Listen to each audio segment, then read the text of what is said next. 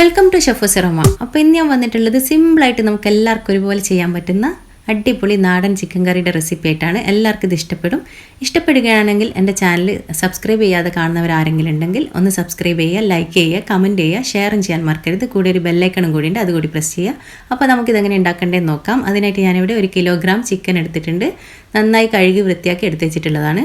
ഇനി ഇതിലേക്ക് 4 table spoon മുളക് പൊടി ഞാൻ ഇട്ട് കൊടുത്തിട്ടുണ്ട്. കാശ്മീരിയും എരിവുള്ള മുളകും കൂടി ഒരുമിച്ച് പൊടിപ്പിച്ചെടുത്ത് വെച്ചിട്ടുള്ളതാണ്.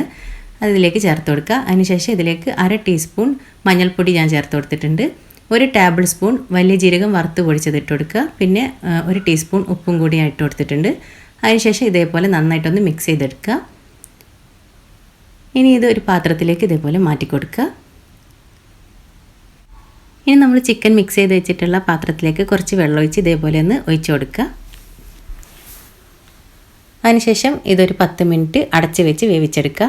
ഇപ്പോൾ നമ്മുടെ ചിക്കൻ 10 മിനിറ്റ് ആയിട്ടുണ്ട്, വെന്ത് വന്നിട്ടുണ്ട്. ഇതേപോലെ ഗ്രേവിയൊക്കെ കുറച്ച് വറ്റി വരുന്നത് വരെ ഒന്ന് വേവിച്ചെടുക്കുക.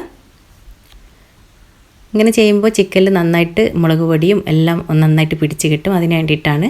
ഇനി ഇതേപോലെയുള്ള വലിയൊരു പാൻ വെക്കുക. ഇതിലേക്ക് 4 ടേബിൾ സ്പൂൺ വെളിച്ചെണ്ണ ഒഴിച്ച് കൊടുക്കുക.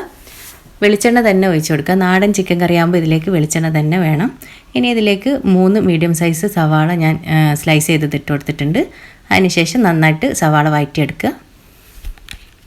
ഇനി ഇതിലേക്ക് ഒരു 10 അല്ലി വെളുത്തുള്ളി ഇതേപോലെ ചതച്ചിട്ടിട്ട് ഇട്ട് കൊടുക്കുക. 2 പച്ചമുളക് നീളത്തിൽ കീറിയതും കൂടി ഇട്ട് കൊടുക്കുക. കുറച്ച് കറിവേപ്പിലയും കൂടി ഇട്ട് കൊടുക്കുക. അതിനുശേഷം ഈ വെളുത്തുള്ളിയുടെയൊക്കെ പച്ചമണം മാറുന്നത് വരെ ഒന്ന് വഴറ്റി കൊടുക്കുക. ഇനി ഇതിലേക്ക് 5 തക്കാളി ചെറുതായി കട്ട് ചെയ്തതും കൂടി ഇട്ട് കൊടുക്കുക. അതിനുശേഷം തക്കാളി നന്നായിട്ടൊന്ന് വഴറ്റിയെടുക്കുക. ഇനി ഇതെല്ലാം കൂടി നന്നായി കുഴഞ്ഞ് വരാൻ വേണ്ടിയിട്ട് ഒരു 5 മിനിറ്റ് അടച്ച് വെച്ച് വേവിച്ചെടുക്കുക. ഇതിപ്പോൾ ഒരു 5 മിനിറ്റ് ആയിട്ടുണ്ട്. ഇപ്പോൾ നമ്മുടെ മസാലയൊക്കെ നന്നായിട്ട് വെന്ത് വന്നിട്ടുണ്ട്.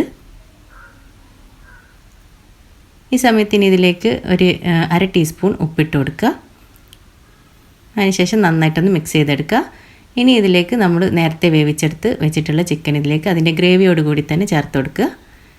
അതിനുശേഷം നന്നായിട്ട് ഇതേപോലെ ഒന്ന് മസാലയൊക്കെ നന്നായിട്ടൊന്ന് മിക്സ് ചെയ്തെടുക്കുക. ഇനി ഇതെല്ലാം കൂടി നന്നായി പിടിച്ച് കിട്ടാൻ വേണ്ടി നമുക്കിത് ഒരു 5 മിനിറ്റ് അടച്ച് വെച്ച് ലോ ഫ്ലെയിമിലാക്കി വേവിച്ചെടുക്കണം. ഇതേപോലെ ഒരു 5 മിനിറ്റ് വെച്ച് കൊടുക്കുക. ഇതിപ്പോൾ ഒരു 5 മിനിറ്റ് ആയിട്ടുണ്ട്. ഇപ്പോൾ നമ്മുടെ ചിക്കനും മസാലയൊക്കെ നന്നായി വെന്ത് കുഴഞ്ഞ് വന്നിട്ടുണ്ട്. എല്ലാം കൂടി നന്നായി മിക്സായി വന്നിട്ടുണ്ട്. അപ്പോൾ നമ്മുടെ അടിപൊളി ചിക്കൻ കറി റെഡി ആയിട്ടുണ്ട്. ഇതിൽ കൂടുതൽ പൊടികളോ കാര്യങ്ങളൊന്നും ചേർക്കുന്നില്ല. മല്ലിപ്പൊടിയൊന്നും ചേർക്കാതെ മുളക് പൊടിയും മഞ്ഞൾപ്പൊടിയും പിന്നെ വലിയ ജീരകം വറുത്ത് പൊടിച്ചതും കൂടി മാത്രം ചേർത്തിട്ടുള്ള ഒരു അടിപൊളി കറി തന്നെയാണ്. ഇത് നമുക്ക് ഒറോട്ടിയുടെ കൂടെയോ അല്ലെങ്കിൽ ചപ്പാത്തിയുടെ കൂടെയോ ദോശയുടെ കൂടെയൊക്കെ പറ്റിയ ഒരു അടിപൊളി കോമ്പിനേഷൻ തന്നെയാണ്. അപ്പോൾ എല്ലാവർക്കും തീർച്ചയായും ഇഷ്ടപ്പെടുകയാണെങ്കിൽ എൻ്റെ ചാനലൊന്ന് ലൈക്ക് ചെയ്യുക, കമൻറ്റ് ചെയ്യുക, ഷെയർ ചെയ്യുക, സബ്സ്ക്രൈബ് ചെയ്യുക. അപ്പോൾ അടുത്ത റെസിപ്പി ആയിട്ട് വരുന്നത് വരെ ബൈ.